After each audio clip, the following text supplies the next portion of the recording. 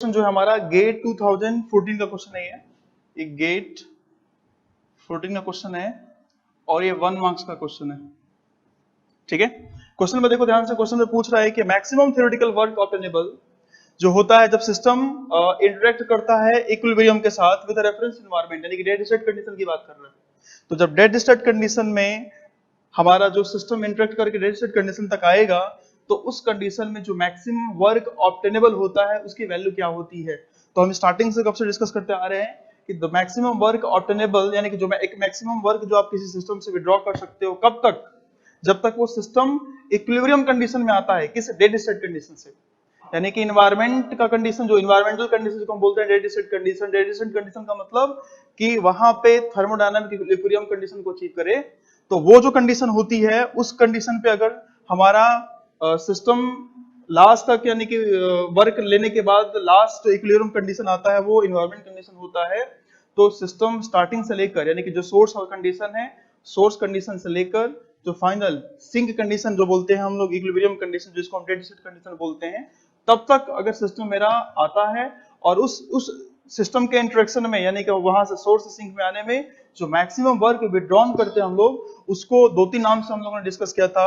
उसको हम एक्सर्जी भी बोलते हैं, उसको हम अवेलेबल एनर्जी भी बोलते हैं, उसको हम अवेलेबिलिटी भी बोलते हैं, या उसको हम वर्क पोटेंशियल भी बोलते हैं। तो एंट्रोपी बिल्कुल नहीं। तो यहां से मुझे दिख रहा है कि option C will be your right answer. तो यहाँ पे एक्सर्जी होता, या अवेलेबल एनर्जी होता, या अवेलेबिलिटी होता, या फिर work potential, maximum work potential, जो भी बोलता तो मैं यहाँ पे इसको ऑप्शन टिक कर दिया होता। ठीक है, okay friends. So next question जो हम डिस्कस कर रहे हैं, ये क्वेश्चन है हमारा गेट 2015 का 2 मार्क्स का क्वेश्चन है। पहले हम देखते हैं क्वेश्चन में पूछा क्या है। ये क्वेश्चन में बोला है, क्वेश्चन को समझते हैं एक बार।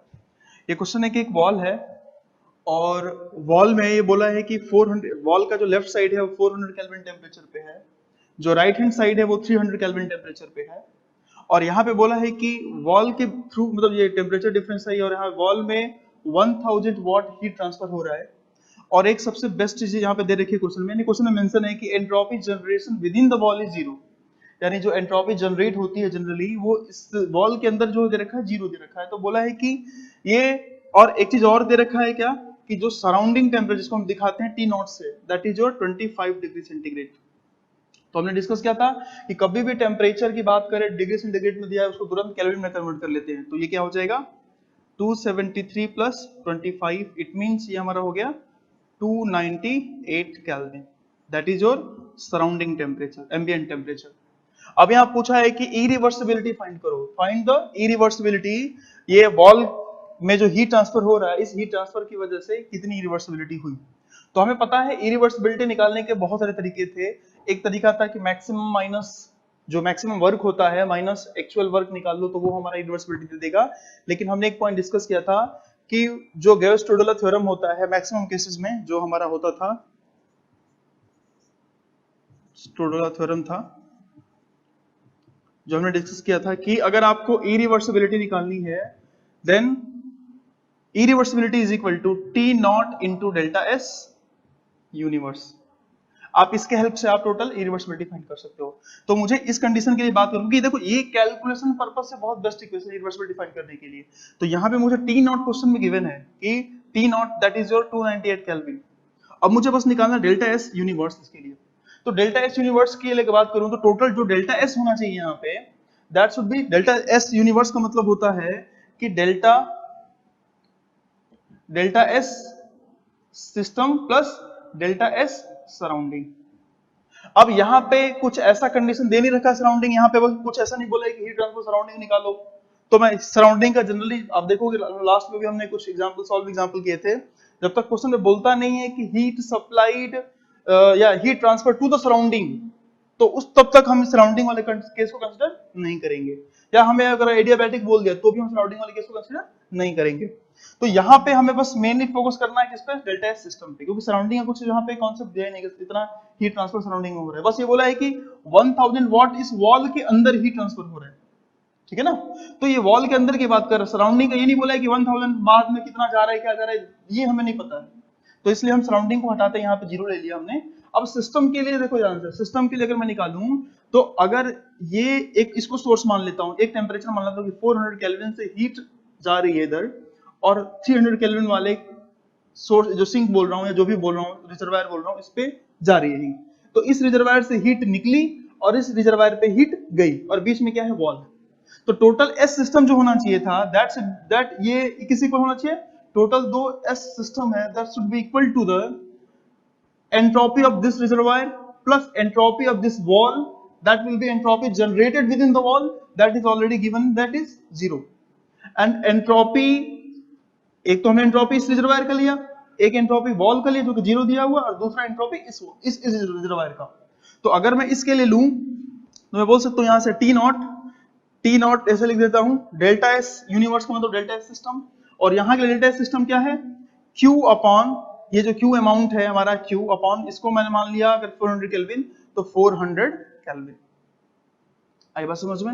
ये क्या है, मतलब इस सिस्टम से बाहर जा रहा है, तो इस सिस्टम से, अगर इस सिस्टम की बात करता हूं तो इसके लिए मैंने लिया क्यू बाई डिवाइडेड बाई 4, क्योंकि मुझे पता है कि जो एंट्रोपी चेंज होता है ds, that will be equal to dq by t। आई बात समझ में? तो अगर मैं ले रहा हूं कि ये 400 केल्विन लिया मैंने, यहाँ पे 400 केल्विन लिया, तो मैं 400 केल्विन से मैं बोल सकता हूं कि dq यहाँ पे 1000 वॉट है और यहाँ पे टेम्परेचर क्या है, T। तो यहां से मैंने ले लिया 1000 डिवाइडेड बाई 400। नेक्स्ट, अब अगर मैं इसको देखो, इसमें कोई ज्यादा कंफ्यूजन की बात नहीं है, अगर मैं इसको 400 केल्विन लेता हूं, ध्यान से देखो,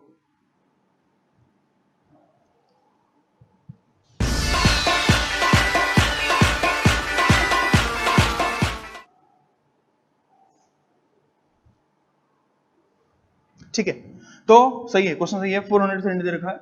तो अगर मैं यहाँ पे 400 लेता हूं तो इस रिजर्वायर के लिए देखूंगा तो इस रिजर्वायर से हीट जो है बाहर जा रही है, तो heat rejected you can say, या heat transfer from the reservoir you can say. तो रिजर्वायर से बाहर जा रही है हीट, तो dq क्या हो जाएगा, माइनस, इसलिए मैं यहाँ पे लूंगा माइनस टी।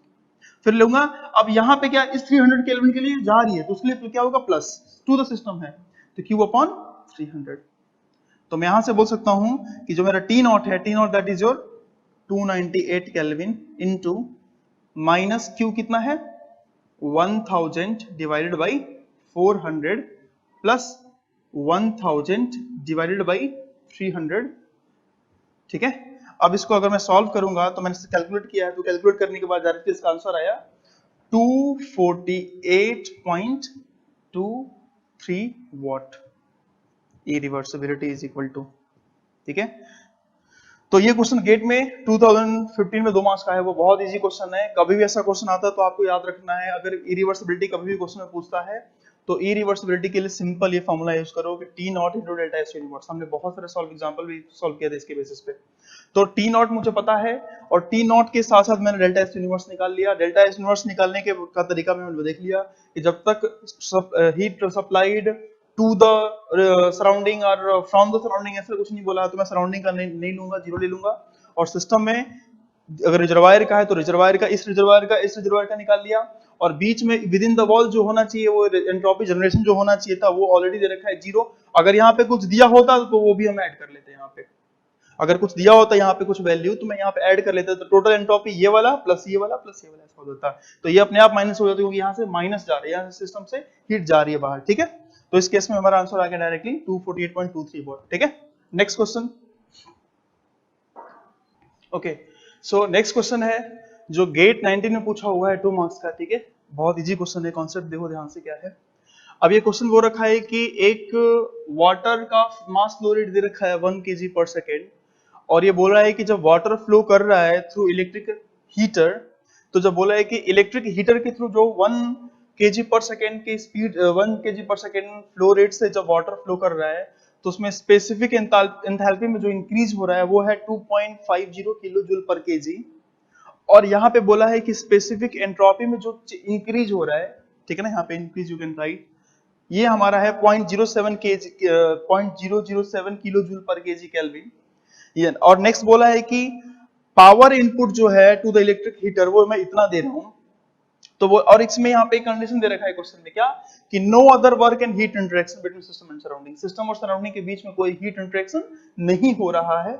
तो इस कंडीशन में पूछा है कि बताओ जो इरिवर्सिबिलिटी का रेट होगा, इरिवर्सिबिलिटी का रेट ऑफ द सिस्टम क्या होगा इन किलोवाट, क्योंकि फिल इन द ब्लैंक्स है तो यहाँ पे यूनिट दे रखा है किलोवाट। जब किलोवाट में मुझे पूछा है तो ध्यान से देखो, इरिवर्सिबिलिटी का रेट तो रेट से कंफ्यूज मत होना, इरिवर्सिबिलिटी जो आप निकालते थे वो किलो जूल पर केजी में निकालते थे, और रेट का मतलब पर यानी कि टाइम, पर यूनिट टाइम बोल दिया, तो यहाँ पे रेट का मतलब किलो जूल पर केजी आप निकालते थे, किलो जूल पर केजी आप पहले निकालते थे, और आप अगर केजी पर सेकंड से मल्टीप्लाई कर दोगे तो that will be your KG, KG cancel, kilo joule पर second, that will be your what. और जो ये केजी पर सेकंड ये क्या है, मास फ्लो रेट है, वो क्वेश्चन में गिवन है।